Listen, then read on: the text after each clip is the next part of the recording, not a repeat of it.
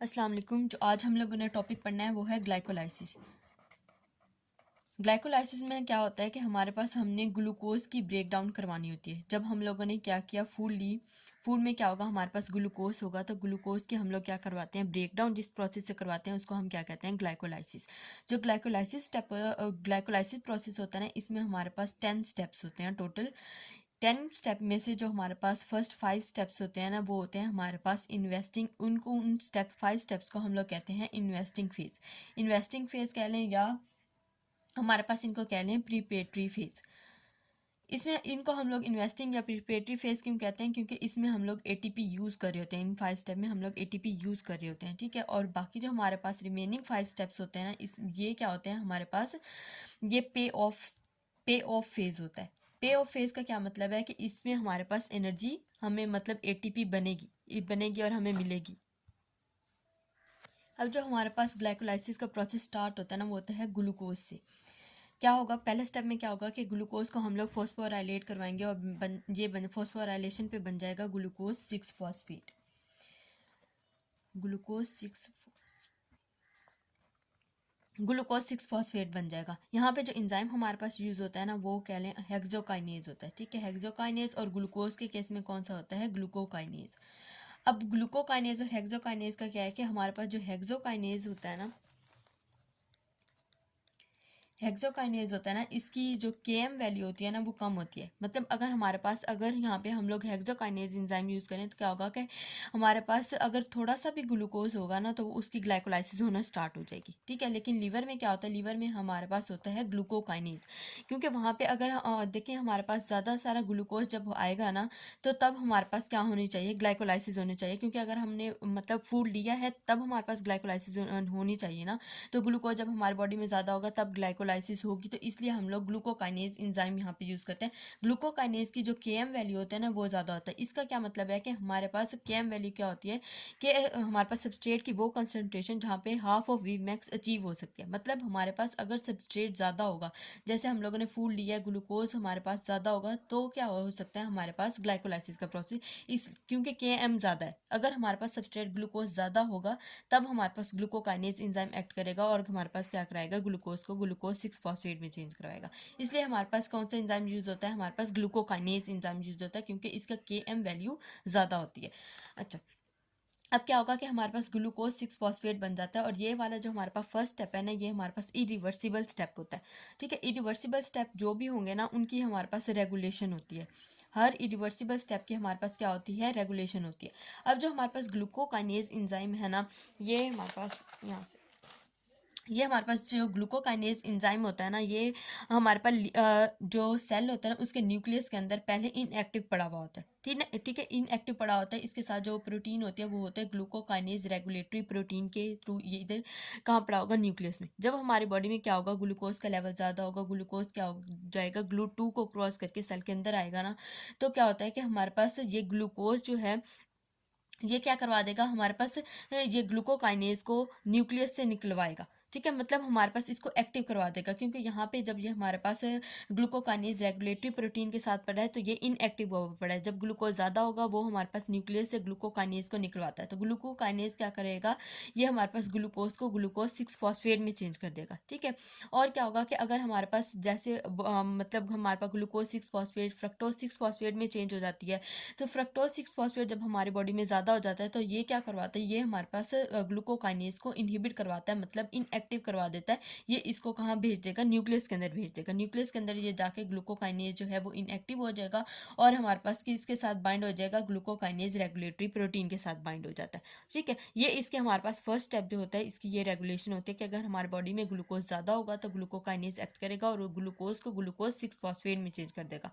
और अगर fructose 6 phosphate ज़्यादा होगा तो वो इसको क्या करवा देगा, हमारे पास न्यूक्लियस के अंदर ट्रांसफर करा देगा। नेक्स्ट जो हमारे पास स्टेप होता है ना, उसमें क्या होता है, ग्लूकोज 6 फॉस्फेट जो है इसकी क्या हो जाएगी, आइसोमराइजेशन होती है और ये चेंज हो जाता है हमारे पास फ्रक्टोज 6 फॉस्फेट में थ्रू एंजाइम। जो हमारे पास एंजाइम यहाँ पे यूज होगा वो होता है फोस्फोहेक्सोज आइसोमरेज। मतलब हमारे पास ग्लूकोज 6 फॉस्फेट जो है वो आइसोमराइजेशन के थ्रू जो है फ्रक्टोज 6 फॉस्फेट में चेंज हो गया। अब नेक्स्ट जो हमारे पास स्टेप क्या होगा कि फ्रक्टोज 6 फॉस्फेट जो है इसकी हम लोगों ने क्या करवानी होती है, फॉस्फोराइलेशन करवानी है। मतलब इसके बाद जो हमारे पास बनता है ना वो होता है फ्रक्टोज 1,6 बिसफॉस्फेट बन जाता है। ठीक है, और यहाँ पे जो इंजाइम यूज होता है वो होता है हमारे पास फोस्फोफ्रक्टोकाइनेज 1 इंजाइम, या इसको हम PFK1 भी कहते हैं। ठीक है, अब ये वाला स्टेप भी हमारे पास, जैसे पहला स्टेप ये वाला था ग्लूकोज से ग्लूकोज 6 फॉस्फेट वाला, ये इरिवर्सिबल स्टेप था। इसी तरह से हमारे पास जो थर्ड स्टेप होता है ना ग्लाइकोलाइसिस का, ये भी इरिवर्सिबल स्टेप होता है, जिसमें क्या होता है हमारे पास जो फ्रक्टोज 6 फॉस्फेट है फ्रक्टोज 1,6 बिसफॉस्फेट में चेंज हो जाती है। ठीक है, और यहाँ पे जो इंजाइम यूज होता है वो होता है हमारे पास फोस्फोफ्रक्टोकाइनेज 1। अब जो मैंने कहा था कि जितने भी हमारे पास इरिवर्सिबल स्टेप होते हैं ना उनकी क्या होती है, हमारे पास रेगुलेशन होगी। ठीक है, तो इस स्टेप की भी हमारे पास रेगुलेशन होती है। अब जो हमारे पास PFK1 होगा ना, इसकी हम लोगों ने रेगुलेशन देखनी है किस तरह से होगी।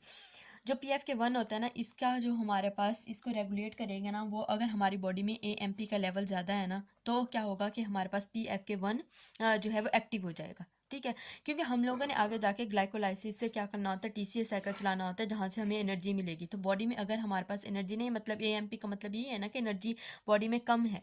ठीक है, तो हमारे पास क्या होगा, ये स्टेप रेगुलेट हो जाएगा। उसके बाद अगर हमारी बॉडी में ATP है, पहले से ही बहुत ज़्यादा ATP है, तो वो इस स्टेप को क्या करवा देंगे, इनहिबिट। तीसरी हमारे पास चीज़ होती है सिट्रेट। सिट्रेट क्या है, हमारे पास हाई एनर्जी कंपाउंड है, तो ये भी क्या करवा देगा, इस स्टेप को इनहिबिट करवा देता होता है। ठीक है, अच्छा ये तो हो गए हमारे पास इसकी एलोस्टेरिक जो रेगुलेशन होती है वो। दूसरी होती है हमारे पास इसकी कोवलेंट मतलब रेगुलेशन कह लें, तो हमारे पास क्या होगा, फ्रक्टोज 6 फॉस्फेट जो है वो हमारे पास चेंज हो जाता है। यहाँ पे इंजाइम यूज होता है बाई फंक्शनल इंजाइम, जो क्या होते हैं हमारे पास PFK2 होता है एक इसका कंपोनेंट, दूसरा इसका कंपोनेंट होता है हमारे पास FBP2 होता है। ठीक है, अब क्या होता है कि हमारे पास यहाँ पे जो बने फ्रक्टोज 6 फॉस्फेट की मतलब हमारे पास जो इंजाइम जो होगा वो होता है फोस्फोफ्रक्टोकाइनेज 2 इंजाइम। तो हमारे पास जो इसकी फॉस्फोराइलेशन के बाद कंपाउंड बनता है ना, वो होता है फ्रक्टोज 2,6 बिसफॉस्फेट। फ्रक्टोज 2,6 बिसफॉस्फेट क्या करवाता है, ये हमारे पास जो PFK1 होता है ना, इसकी पॉजिटिव रेगुलेशन करवाता है। ठीक है, मतलब हमारे पास इसकी रेगुलेशन करवाते हैं, इसको एक्टिव करवा देता है। ठीक है, अब ये जो हमारे पास बाई फंक्शनल एंजाइम होता है ना, तो ये हमारे पास जो हमारे पास ग्लाइकोलाइसिस का प्रोसेस होगा ना, उसमें हमारे पास PFK2 वाला जो इसका कंपोनेंट होता है ना वो एक्टिव हुआ होता है। इससे फ्रक्टोज 6 फॉस्फेट से क्या बनवाता है, वो फ्रक्टोज 2,6 बिसफॉस्फेट बनवाता है, और वहाँ से वो फ्रक्टोज 2,6 बिसफॉस्फेट जो है वो हमारे पास एक्टिव करवा देता है PFK1 को, और हमारे पास क्या हो जाएगा, फ्रक्टोज 1,6 बिसफॉस्फेट बन जाएगा। अगर इसी स्टेप के रेगुलेशन हम लोग बुक से देखें तो वो क्या होगी कि हमारे पास, हम लोगों ने पढ़ा था कि ग्लाइकोलाइसिस का प्रोसेस कब होगा, जब हमारे पास बॉडी में ग्लूकोज ज़्यादा होगी, जब हम लोगों ने ज़्यादा फूड ली हुई होगी। तो जब ग्लूकोज ज़्यादा होगी तो इंसुलिन हमारे पास प्रोड्यूस होता है, और इंसुलिन की कंसनट्रेशन हाई होती है। अब क्या होता है कि ग्लाइकोलाइसिस के जितने भी इंजाइम होते हैं ना, वो ऑन डीफॉस्फोराइलेशन एक्टिव हो जाते हैं। ठीक है, तो अब क्या होगा कि ये हमारे पास क्या था, बाई फंक्शनल इंजाइम था, जिसमें हमारे पास एक इसका कंपोनेंट था PFK2 और एक था हमारे पास FBP2। ठीक है, तो हमारे पास मैंने क्या कहा कि ग्लाइकोलाइसिस के जितने भी इंजाइम होते हैं वो ऑन डीफॉस्फोराइलेशन एक्टिव हुए होते हैं। तो हमारे पास ये जो PFK2 है ये ग्लाइकोलाइसिस का इंजाइम है, मतलब ये वाला जो इसका कंपोनेंट होता है, तो ये हमारे पास कब एक्टिव हुआ होगा, जब हमारे पास इसकी डीफॉस्फोराइलेशन होगी। अगर हम लोग इसकी फॉस्फोराइलेशन करवा देते हैं तो ये इनएक्टिव हो जाता है। ठीक है, और हमारे पास ऑन डीफॉस्फोराइलेशन ये क्या हुआ होता है, एक्टिव हुआ होता है। तो हमारे पास क्या बनवाएगा, फ्रक्टोज 6 फॉस्फेट से फ्रक्टोज 2,6 बिसफॉस्फेट बनवाएगा, और फ्रक्टोज 2,6 बिसफॉस्फेट जाके हमारे पास PFK1 को रेगुलेट करवा देता है।